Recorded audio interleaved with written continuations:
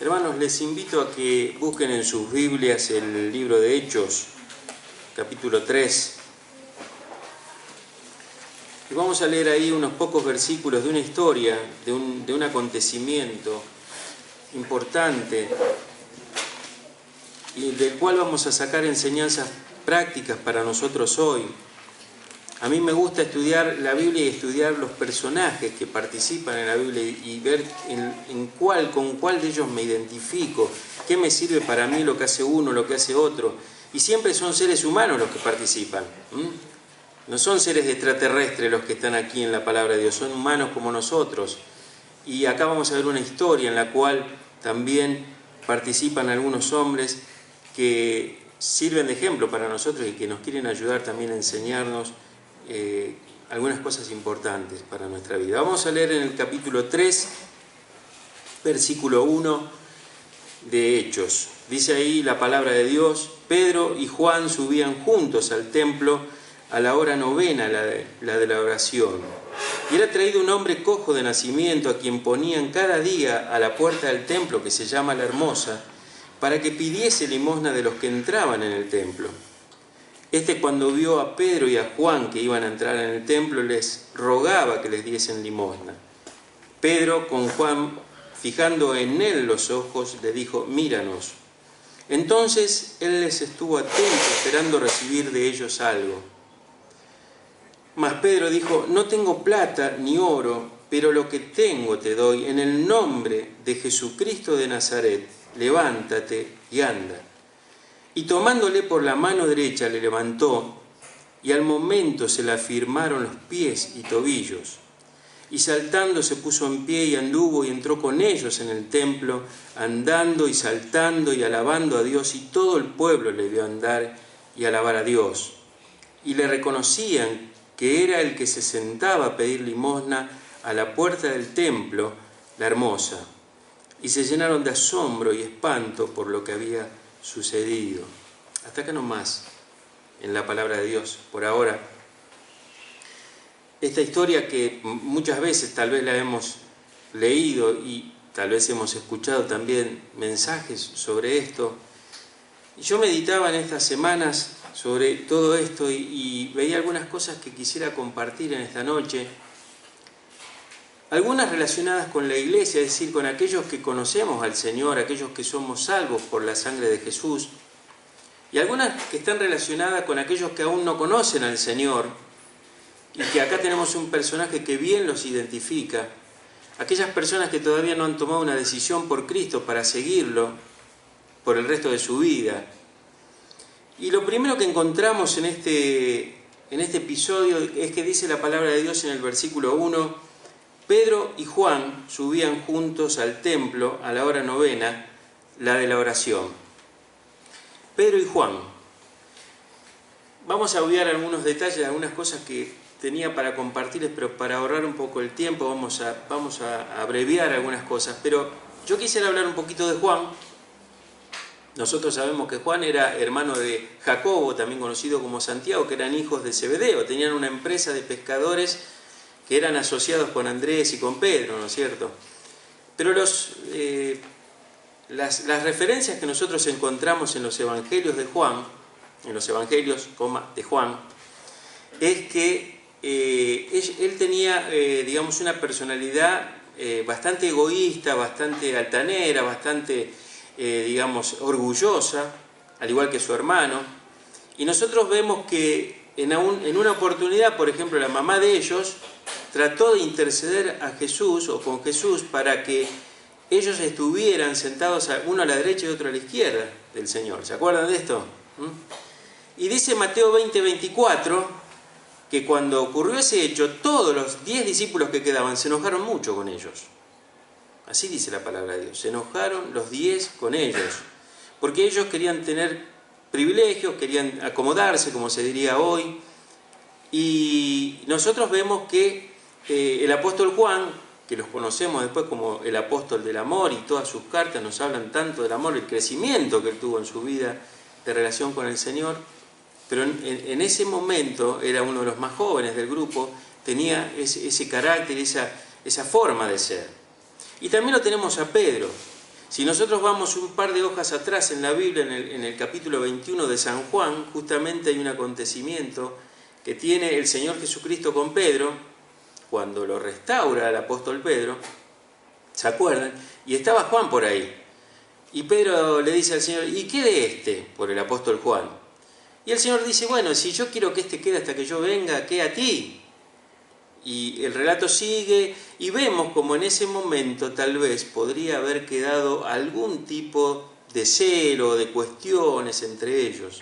Pero Pedro y Juan, como empieza el capítulo 3, descarta cualquier sospecha de celos, de malos entendidos, de enfrentamientos. Como dije antes, los hermanos Juan y Jacobo eran resistidos un poco por los otros 10, pero sin embargo acá vemos que había entre ellos, ¿qué cosa, hermanos? Comunión. Había comunión. Y fíjense lo que dice el versículo 42 del capítulo 2 de Hechos, que está un poquito más arriba de lo que hemos leído.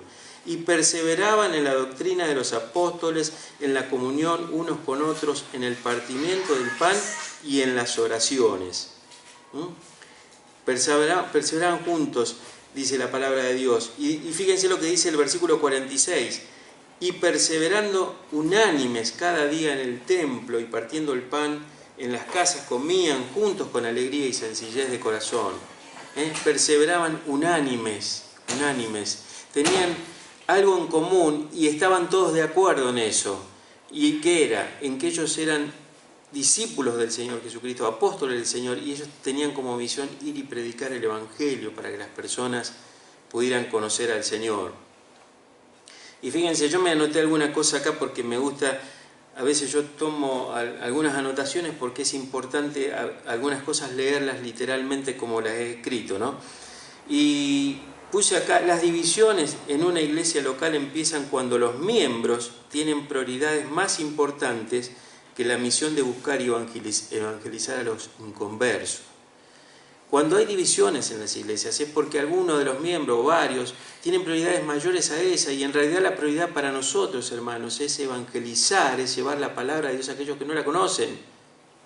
Y tenemos que estar unánimes en eso, tenemos que estar todos tirando para el mismo lado. Nadie puede votar en contra de eso. Todos tenemos que estar a favor. Eso es la unanimidad. Y vemos que en el apóstol Pedro y en el apóstol Juan, que empiezan esta historia, ellos lo tenían. Pero en segundo lugar, ellos también eran fieles. Ellos eran fieles en lo poco, como dijo el Señor. Y dice el versículo que hemos leído, iban a la hora novena al templo a la oración, que era la hora de la oración. Como dijo el pastor, la hora novena eran las 3 de la tarde. Y los judíos acostumbraban a tener 3 turnos de oración, a las 9 de la mañana, a las 12 del mediodía, a las 3 de la tarde. Pero fíjense en qué interesante esto, ellos van a la tarde, a la hora de la oración, a la hora novena, que fue la hora más o menos cuando Jesús entregó su vida. Y ellos fueron después de la hora del sacrificio, porque ya el sacrificio no hacía falta ejecutarlo, ellos sabían que el sacrificio lo había hecho Jesucristo. Ya al sacrificio ya no iban ellos. Ellos fueron a la hora de la oración y fueron justamente a orar.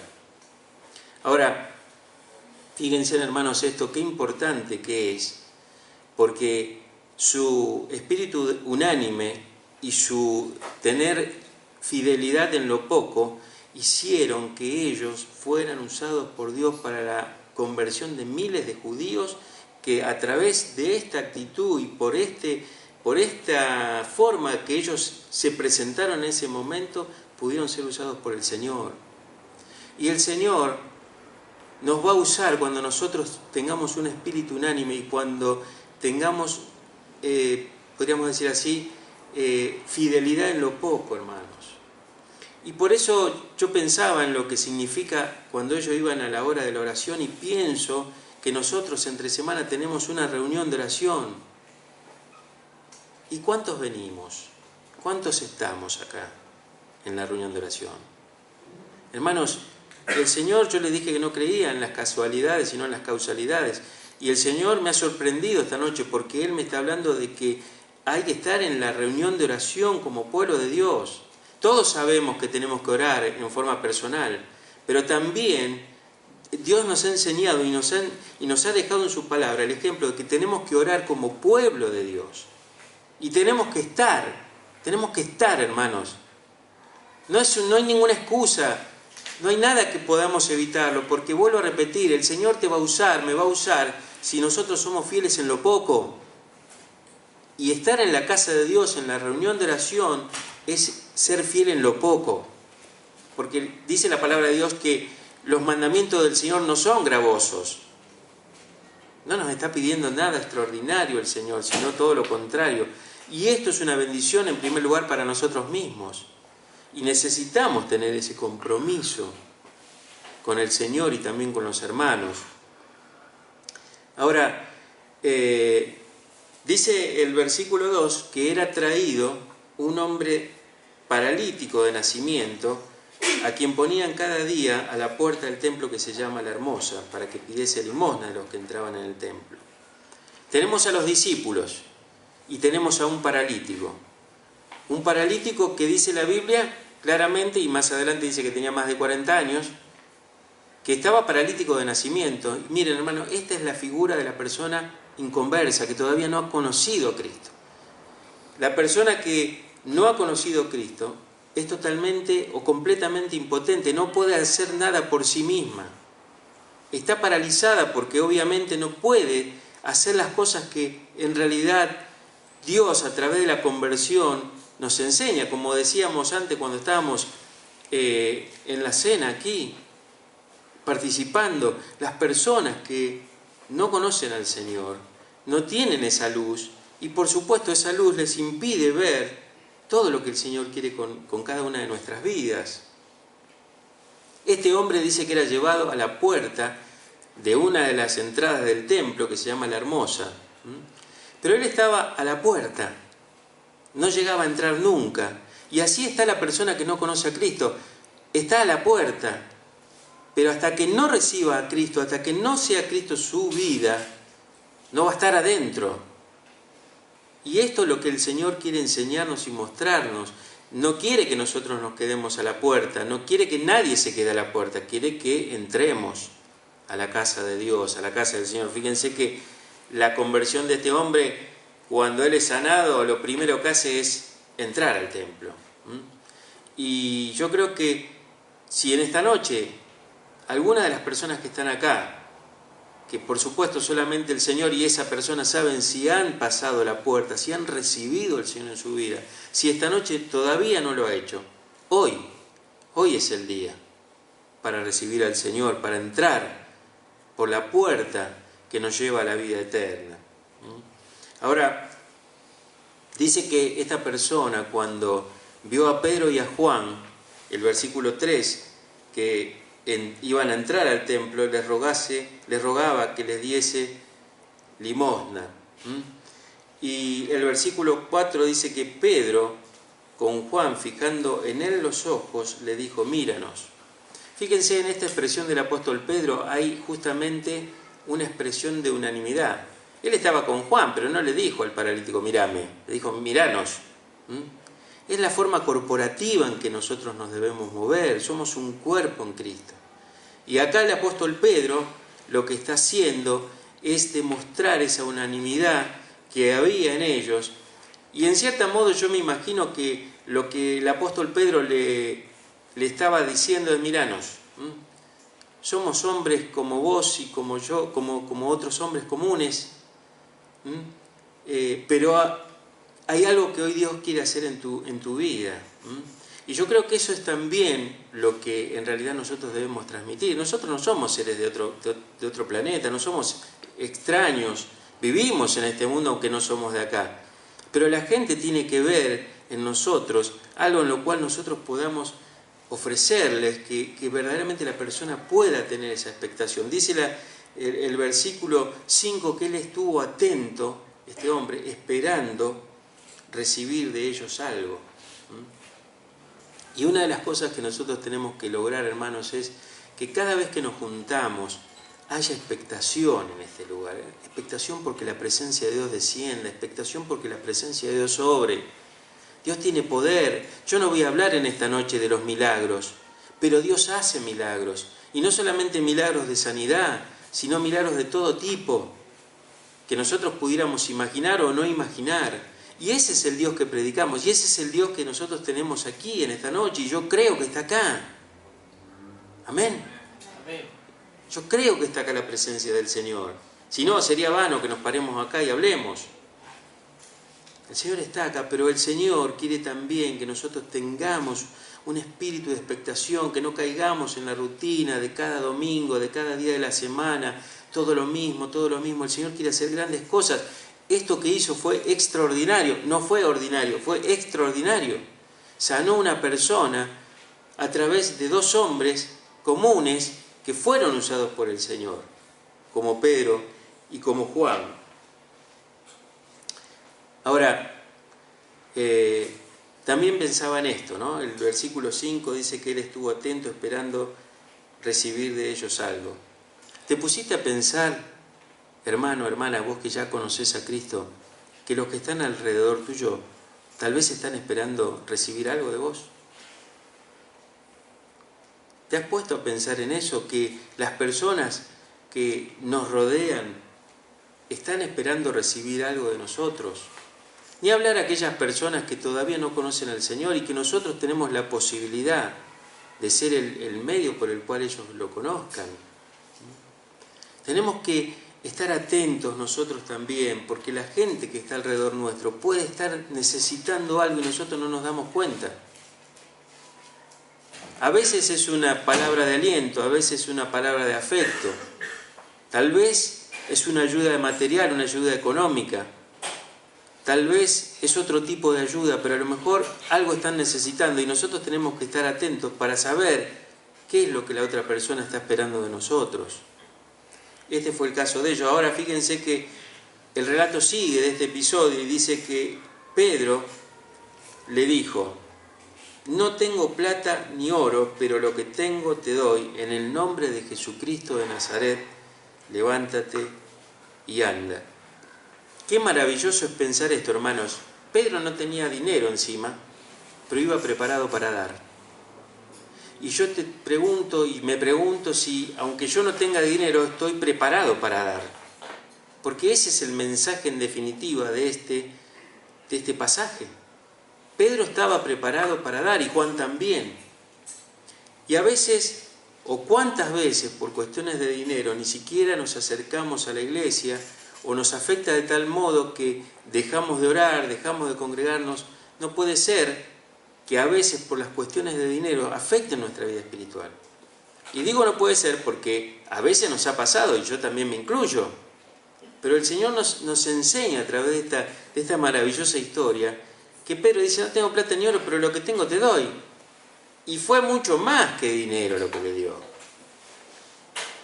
Entonces, yo creo que nosotros tenemos que pensar seriamente en que tenemos que estar preparados para dar. Y si es dinero también. Pero tenemos que estar preparados para dar todo aquello que aquel que está alrededor nuestro puede estar necesitando, porque de hecho, alrededor nuestro hay muchísima necesidad, hermanos, de todo tipo. Y yo creo que nosotros somos la luz, somos la sal, que necesitamos acercarnos a esas personas en necesidad y dar, como el Señor Jesucristo también nos enseñó. Y algo importante de todo esto es que el milagro, claramente Pedro lo dice, lo hizo en el nombre de Jesucristo de Nazaret. Lo aclaró por las dudas, porque podía haber a otro Jesús por ahí. Pero sabemos que Jesucristo de Nazaret había uno solo. Ellos sabían quién era, el que le habían crucificado, el que habían matado. Y en el nombre de Jesús nosotros tenemos la autoridad que el Señor nos da para bendecir a los demás, para que otros también puedan recibir vida. Y aún sanidad, porque puede haber gente que a través de nuestra oración de fe pueda ser sana, pero en el poder del Señor Jesucristo, porque el poder es de Él. Ahora, fíjense que el apóstol Pedro le dijo: levántate y anda. Lo primero que hizo fue transmitirles palabras de fe a este hombre. Le dice: levántate y anda, palabra de fe. Que lógicamente una persona que necesita recibir a Cristo, necesita del favor de la sanidad, de la salvación, necesita recibir la palabra de Dios. y Pedro transmite la palabra, levántate y anda. Pero seguidamente dice, y tomándole por la mano derecha lo levantó. Hermanos, no basta con palabras. La palabra es importante, pero tiene que ir acompañada por acciones. Tiene que ir acompañada por acciones. Nosotros tenemos que transmitir la palabra y que los demás vean que también actuamos. Pedro tomó la mano derecha de este hombre y lo levantó. Y dice algo maravilloso el versículo 7, y al momento se le afirmaron los pies y tobillos. Y esto nos habla de que cuando nosotros venimos a la casa de Dios, como iban Pedro y Juan, con palabras de ánimo, con palabras de fe, con palabras de ayuda hacia aquel que está necesitado, y lo ayudamos en una acción, la persona se va a afirmar en el Señor. Tenemos que venir con ese espíritu a la casa de Dios, para alentar, para animar, para ayudar en fe. Todos tenemos que venir así. Y la Biblia dice que en este caso, cuando Pedro le levantó, dice que al momento se le afirmaron los pies y tobillos. Cuando nosotros venimos con una palabra de fe, o alguien viene con una palabra de fe a nosotros, nos afirma, hermanos, nos afirma, nos sostiene, nos alienta. Eso es lo que sucede. Y fíjense otra cosa, y esto en relación al paralítico, que como dijimos antes, representa a aquel que aún no tiene a Cristo. La salvación es instantánea. Cuando Cristo te salva en ese momento, y al momento, dice la palabra, y al momento. Uno es salvo instantáneamente, más allá que después tiene que crecer, afirmarse, desarrollarse. Pero para aquella persona, y no sé si en esta noche hay alguno que todavía no tiene a Cristo, la salvación que Cristo ofrece es instantánea. Crees en Él y al momento sos sanado, sos salvado por el Señor. Y esto dice los últimos versículos, que cuando Él recibe esta sanidad, dice, y saltando se puso en pie y anduvo, y entró con ellos en el templo, andando y saltando y alabando a Dios. Hermanos, cuando nosotros hacemos esto que estuvimos viendo, cuando venimos a la casa de Dios con un espíritu de alentar, de traer fe, de compartir una palabra de ánimo, cuando estamos dispuestos a ayudar, cuando estamos dispuestos a dar, los otros van a venir con nosotros a la iglesia. Los demás van a venir con nosotros porque van a ver que sí. ¿Cómo no vamos a alabar a Dios? Fíjate qué espíritu de gozo que se produce en este lugar cuando este paralítico es sanado. Dice que él se puso en pie y anduvo, es decir, que empezó a... Imagínense, nunca había caminado si era de nacimiento paralítico. ¿Cómo aprendió a caminar? Y el Señor lo hizo andar. Y también el Señor hace andar a aquellos que todavía no conocen al Señor y cuando lo conocen empiezan a andar, pero tienen que encontrarse en un ambiente donde nosotros o aquellos que nos están rodeando podamos afirmarlos para que crezcan, para que se afirmen, para que sigan en el camino. Esto es importante, es esencial para la persona nueva y aún para todos nosotros, aquel que está pasando alguna crisis de fe. Hermano, si estás pasando una crisis de fe, aferrate a aquel hermano que te alienta, que te anima y confía en el Señor. Porque en definitiva todos nosotros somos humanos, como dije al principio, y solo somos instrumentos en las manos de Dios. El poder es de Dios, el poder es de Él y quiere usarnos a nosotros como instrumento. Y después dice el versículo 9, y todo el pueblo le vio andar y alabar a Dios. La conversión se tiene que ver. Si una persona se convierte a Cristo, tiene que ver, todo el mundo tiene que ver que una persona se ha convertido. Si vos sos un creyente, las personas tienen que ver que sos un creyente. Si yo soy un creyente, las personas tienen que ver que soy distinto. Acá dice que todo el pueblo lo vio andar y alabar a Dios. Alabar a Dios, no cualquier cosa. Y dice, y le reconocían que era el que se sentaba a pedir limosna a la puerta del templo. Y se llenaron de asombro y espanto por lo que le había sucedido. Hermanos, esta palabra nos dice de que las personas que no conocen al Señor tienen que reconocer en nosotros al Señor, dice llanamente. Y si nosotros nos estamos mostrando al Señor, tenemos que pedirle al Señor que nos ayude a que se pueda ver en nosotros. Nosotros tenemos que mostrar al Señor, porque como dije antes, cuando las personas ven que nosotros tenemos al Señor, van a querer venir solas acá. Van a entrar solas a la casa de Dios. Y van a salir alabando y saltando, como dice acá, y seguramente cantando. Y nosotros hoy vimos en esta noche, en estos pocos minutos, este parrafito. La historia sigue. Y la historia sigue con grandes problemas para los apóstoles, ¿no? Terminaron presos, un montón de líos, pero también se convirtieron muchas personas. Y como dije antes, cuando nosotros tenemos un espíritu de unanimidad, todos decimos sí a lo que el Señor dijo que sí, y nosotros somos fieles en lo poco, el Señor nos va a usar para grandes cosas. Y miles se convirtieron, y miles se pueden convertir acá. Porque en definitiva, la palabra de Dios siempre es veraz y se cumple. Y nosotros somos meros instrumentos y necesitamos obedecer la palabra de Dios. Para terminar, quisiera leer un versículo que está en Hechos 20:35, muy conocido.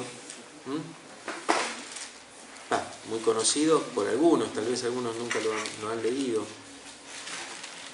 Y acá Lucas, que escribe este libro, dice: en todo os he enseñado que, trabajando así, se debe ayudar a los necesitados y recordar las palabras del Señor Jesús, que dijo: más bienaventurado es dar que recibir.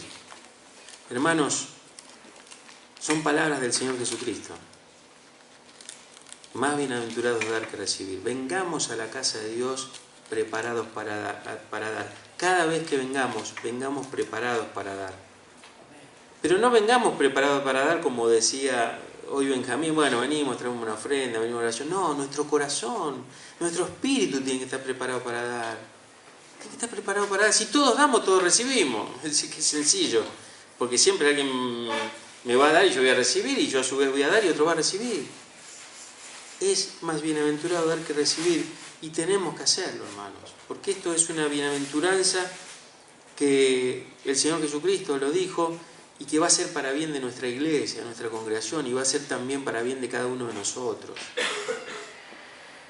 Y quisiera terminar esta noche preguntando si realmente hay alguna persona aquí en esta noche que todavía se encuentra como este paralítico. ¿Habrá una persona que todavía no ha entrado al templo y se encuentra en la puerta? No conozco yo los corazones de todos los que están aquí presentes, pero tal vez haya alguna persona que todavía no le dijo sí al Señor. No se decidió por entrar por la puerta de la salvación. Y fíjense qué maravilloso, la puerta se llamaba La Hermosa. Entrar por la puerta hermosa, qué bárbaro. Qué lindo, hermanos. Porque es hermosa la salvación, es hermosa la vida que Jesús nos da. No exenta de problemas, pero sí es hermosa. ¿Hay alguien aquí en esta noche que quiere recibir a Cristo? ¿Alguien que no lo ha hecho nunca? ¿Hay alguna persona que quiere decirle sí al Señor? ¿O somos todos ya convertidos a Cristo en esta noche? ¿Hay alguien que quiera decirle sí al Señor? ¿Quiere levantar su mano? Dios te bendiga. Dios te bendiga. ¿Hay alguien más? Dios te bendiga. Que el Señor te bendiga. Y la Biblia promete que si uno entra por la puerta de la salvación, que es el Señor Jesús, tiene vida eterna. Y obviamente, como este paralítico que fue restaurado, después dice que no quería soltarse ni de Pedro ni de Juan, dice que él seguía asidos a ellos. Hermano, no te sueltes del Señor, y no te sueltes de los hermanos que pueden ayudarte. Aferrate a aquellos hermanos que buscan al Señor, aferrate a aquellos que quieren seguir al Señor. Y el Señor te va a hacer crecer, el Señor te va a hacer avanzar en el camino de fe. Vamos a terminar con una oración. Dios, te damos gracias por tu palabra bendita que siempre tiene tanta vigencia. Y Señor, por lo que hemos aprendido en esta noche, que a través de una historia tan antigua como esta, hoy podemos identificarnos nosotros, Señor. Gracias por